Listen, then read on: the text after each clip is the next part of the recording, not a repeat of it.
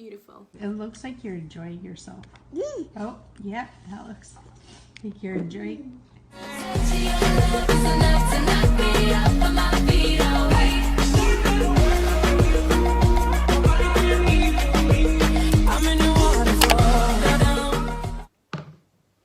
Okay, so in today's video, I'm sitting on my bedroom floor because it's tidy, unlike the rest of my house. So basically, what I'm going to be talking about is the 6 different ways that you can vary a glute bridge. So I'm not going to be really talking like specifics, so a specific way to do it. I'm going to be talking more about like categories, so like the loading category, how many reps you do, that sort of thing. I will give you some examples of specifics, so I will tell you some different ways to combine your sets and your reps and stuff like that. But generally speaking, I'm just going to be talking about like the categories and the ways that you can vary it in that respect. So the first thing then is loading. So loading is essentially the amount of weight that you add to a movement. So essentially what I'm going to say with this is that you can vary it in many different ways. So you can use your body weight, you can obviously add resistance through the use of things like kettlebells. If you're at home obviously at the moment, then maybe like milk cartons, or I don't know, a dumbbell if you've got one at home, that sort of thing. Anything that you can find with a bit of weight you can pretty much use, unless it's like really uncomfortable to balance on your hip. You can also obviously add resistance the most common way, which is a barbell, and they call it a barbell glute bridge. Number 2 then is your rep styles. So in terms of rep styles then, like what I mean is how you perform each different rep. So you can do things such as pause reps, where you go down in the movement and then pause, or if you're doing a hip thrust, you go up in the movement and then pause. If you're doing a glute bridge, then you go up to the top and you pause there. Just for however long you can. In my personal experience, I tend to just do it to failure. So until I can't hold that barbell at the top of the movement anymore, and then I drop down and go back again.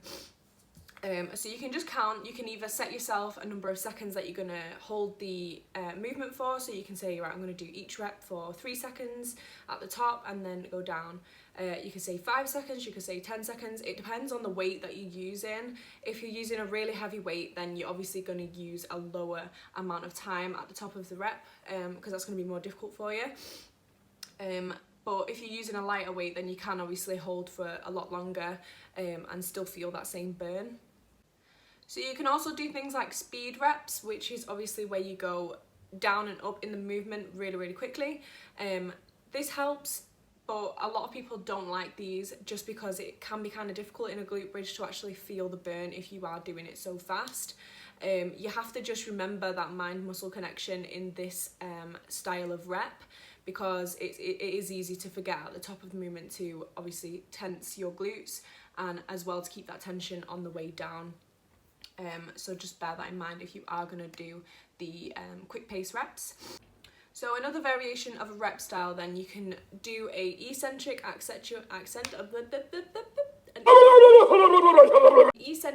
accentuated, wow that's a mouthful, type of rep. So essentially what that means is the negative in the movement, so the downward movement, you can accentuate that, so you can hold it for longer, or you can count down as you go down in the movement. So say for example you're doing a glute bridge then, you're at the top of the movement, so your hips are going to be straight, your hips are not going to be straight, your hips are going to be like this, and then you're going to go down and you're going to count 1, 2, 3 until you're flat again on the floor, and then you're going to go up again and then down, down, down, counting. So what I mean by that is to obviously count on the negative part of the exercise, so when you are going in the downward movement. Hopefully that makes sense. And then the final version of the rep styles is 1.5 reps, or 1.5 reps should I say. So essentially what that means is you do 1 full rep of a glute bridge, and then you're going to pulse at the top, so you're only going to go halfway down then straight back up again. Then you're going to go full way down, and then you're going to go up, then you're going to go halfway down and straight back up again. If I had the gym, I would have demonstrated these movements for you, but sadly we're all stuck at home, so can't do that. But hopefully I'm explaining it clear enough. I will try and put some maybe images or diagrams or something in where I can to try and help you to visualize that. So yeah, so the third one then is the number of limbs that you use. So this one sounds probably pretty stupid, but a lot of people don't utilize the single leg movements, and they are so important. Like, they can help you with glute imbalances and just in general to make sure that both sides have a lot of strength and not just one side has more than the other. Because I know for a while that I've struggled with a glute imbalance, and it took me ages to start feeling my left hand glute, my left side glute, my left hand glute. Yeah, it took me absolutely ages to start actually feeling different movements in my left glute, and then I started to perform more single leg movements, and now I feel it pretty much equally in both. I'd say sometimes it is still quite, you know, sleepy and doesn't want to get involved, but for the most part, as long as I activate well enough and make sure that I do a couple reps more on my left side, my glute just, it's fine. It, you know, it gets involved the same way that my right one does, and that is what you want. I just spilled my drink. Oh, it's dripping everywhere.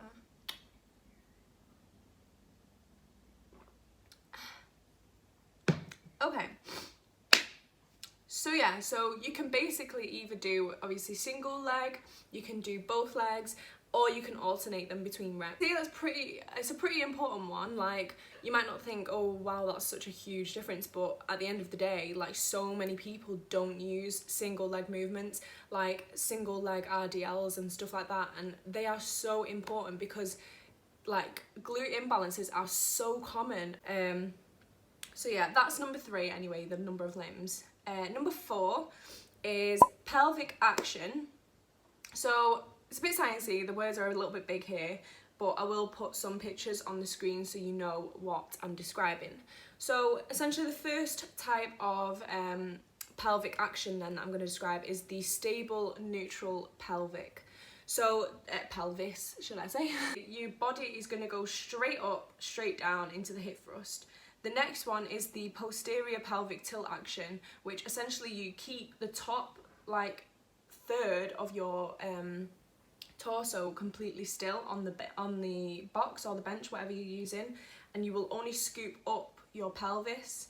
So it essentially, it's almost described in the name, like pelvic tilt action, like you're just going to tilt your pelvis. So it's going to go up just your pelvis, and your back is going to stay completely still. So imagine this is your back, you're going to go up until you're pretty much on line with your back. This is so difficult to describe without showing.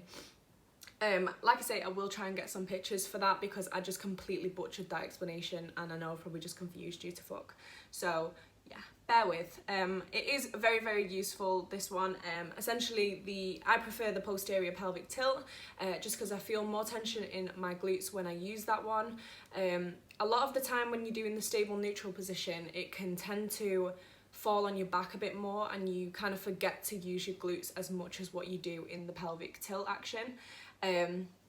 So yeah, I'll post some pictures anyway, and hopefully you get that kind of gist of that one. Number 5 then is back position. So this one's more applied to the hip thrust side of things. So I know personally from my own experience that any sort of difference in the height on the bench that I'm using can cause me problems.